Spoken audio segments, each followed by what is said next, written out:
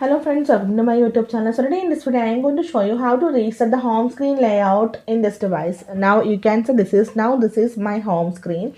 So let me show you how to reset the home screen layout. For this, go to settings, tap on the option general. Now scroll down at the bottom, you can see the option transfer or reset iPhone. Tap on this one. Tap on the option reset. So here you can see all the resets that supporting this device. You can see if you want to reset all these settings, you can see the option reset all settings. Otherwise, you can select any reset option from here. You can see reset network settings, reset keyboard set dictionary. So you can see the option reset home screen layout. Tap on this one. Then confirm this option reset home screen. Okay. Now go to home screen.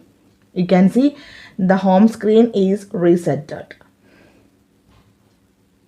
So simply in this way you can reset your home screen layout in this device. So hope you guys enjoy this video. Thank you for watching. Thank you. Bye bye.